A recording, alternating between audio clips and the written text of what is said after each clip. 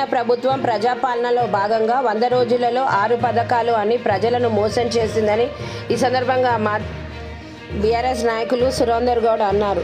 అర్హులకు పథకాలు రాకుండా ప్రజలను కాంగ్రెస్ ప్రభుత్వం మోసం చేసిందని ఈ సందర్భంగా వారు అన్నారు.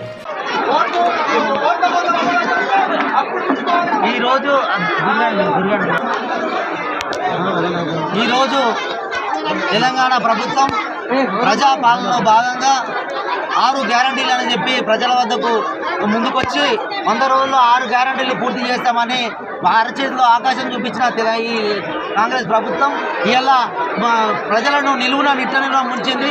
ఏ ఊర్లో చూసినా అరువులకు ఇవ్వకుండా అరువులకు సర్వేలు అని చెప్పి అప్లికేషన్ తీసుకొని అరువులను జిరాక్స్ సెంటర్లో కూడా నింపుడు తప్ప కానీ అరువులకు ఎలాంటి ఇల్లు కానీ రేషన్ కార్డులు కానీ ఏ విధంగా న్యాయం జరగలేదు. దీనిపైన గ్రామస్తులు అందరూ కూడా ఎన్నోసారి ప్రజాపాలనలో సంవత్సరం కింద అప్లికేషన్ పెట్టుకోవడం జరిగింది.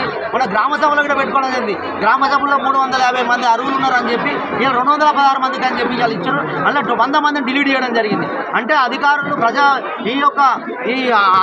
ప్రజాప్రతినిధులకు అండతోటి ఇలా మాదారం గ్రామంలో 100 మంది డిలీట్ చేయడం జరిగింది. అదేవిధంగా అరువులకు ఇంకా 200 మంది అప్లికేషన్ పెట్టుకుంటే వాళ్ళకి ఎలాంటి కొత్త రేషన్ కార్డులు కానీ అదేవిధంగా ఇల్లు కానీ ఇవ్వకుండా అరువులకు అన్యాయం చేయడం జరిగింది. దీనిపైన అధికారులను మేమందరం ప్రశ్నిస్తే అధికారులు మళ్ళీ ఒకసారి అప్లికేషన్ పెట్టుకోవాలి, మీరు మండల ఆఫీస్ దగ్గర రావాలి, మీరు ఎంపీడీ ఆఫీస్ రావాలని చెప్పి కలెక్టర్ ఆఫీస్ మేము విచారణ చేస్తామని చెప్తారు కానీ అరువులకు ఇస్తామని ఒక్క మాట చెప్తలేరు. కాబట్టి ఈ యొక్క కాంగ్రెస్ ప్రభుత్వానికి ఈ యొక్క తెలంగాణ కాంగ్రెస్ ప్రభుత్వానికి ప్రజలందరూ కూడా ఉద్యోగపనికి త్వరలో అందరూ కూడా ముందరికి వస్తారని సభగా తెలియజేస్తున్నా. అదేవిధంగా ఇవాళ ఇన్ని రోజులు సంవత్సరం నుంచి పెట్టుకొని ఇవాళ దాకా ఇవ్వకపోవడం, ఇవాళ మళ్ళీ స్థానిక సంస్థలు ఎలక్షన్ ఉన్నాయని దాని మీద భాగంగా ఇవాళ ఇవ్వడానికి ముందుకొచ్చి ఏదో దుద్దు మంత్రంగా కొంతమందికి ఇచ్చడం జరిగింది. మొన్న పేర్లు వచ్చిన పేర్లు ఇలా పేర్లు రాలేదు. పేర్లు చదవమంటే అధికారులు భయపడి ఇలా పారిపోతున్నారు. అంటే ప్రజలందరూ గ్రహించాలి. ఇవాళ అదే మాట నువ్వు ఆ రోజు ఎలక్షన్ల ముందర చెప్పాలి. 100 రోజులు అన్ని ఇస్తా, పెళ్లి కాకుండా కళ్యాణ లక్ష్మి ఇస్తా, పత్రిక తీసుకొస్తే కళ్యాణ లక్ష్మి ఇస్తా, తులం బంగారం ఇస్తాను, అన్ని కళ్ళబొల్లి మాటలు చెప్పి ఇలా గద్దెనెక్కి ప్రజలను ఇలా మోసం చేస్తుంది. కాబట్టి దీనికి త్వరలో మా అందరూ తెలంగాణ ప్రజలందరికీ కూడా బుద్ధి చెప్తారని ఈ సభాముఖంగా తెలియజేస్తున్నా. గవర్నమెంట్ తరఫు నుంచి ఇస్తాము. అయితే దానికి సంబంధించి ఫస్ట్ లాంచింగ్ ప్రోగ్రామ్ ఇప్పుడు 8 మందికి ఇస్తాము. మిగిలిన వాళ్ళకు కూడా కౌంటర్స్ ఓపెన్ చేసినాము. అక్కడ తీసుకోవచ్చు, వాళ్ళ ఆధార్ కార్డ్ తీసుకొని తీసుకుంటారు. లేదు ఈరోజు లేరు, ఊర్లో లేరు అంటే మండలికి వచ్చి తీసుకోవచ్చు. ఇంకోటి ఏంటంటే వేరే లిస్టు కూడా వెరిఫై చేయడం జరిగింది. మొన్న గ్రామ సభలో వచ్చిన అబ్జెక్షన్స్ కొంతమంది ఇంకా మాకు ఇల్లు కావాలి, మాది లేదు అన్న వాళ్ళని కూడా తీసుకున్నాము.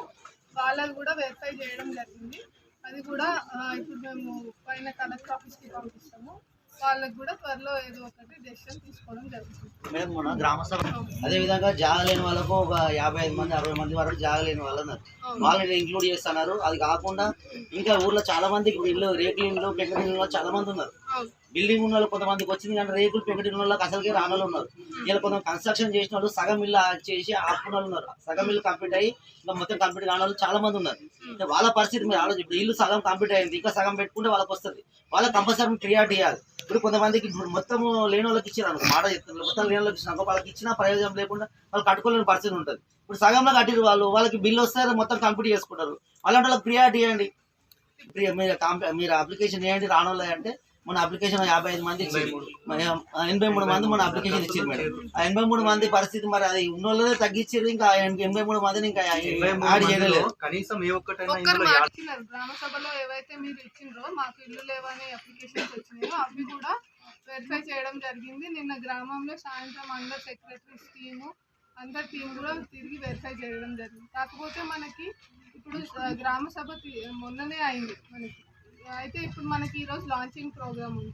సో ఇప్పుడు ఫస్ట్ లిస్ట్లో నుంచి కొంతమందికి ఇచ్చినాక ఇది కూడా మేము ఆల్రెడీ రిపోర్ట్ కలెక్టర్ ఆఫీస్కి పంపించినాము.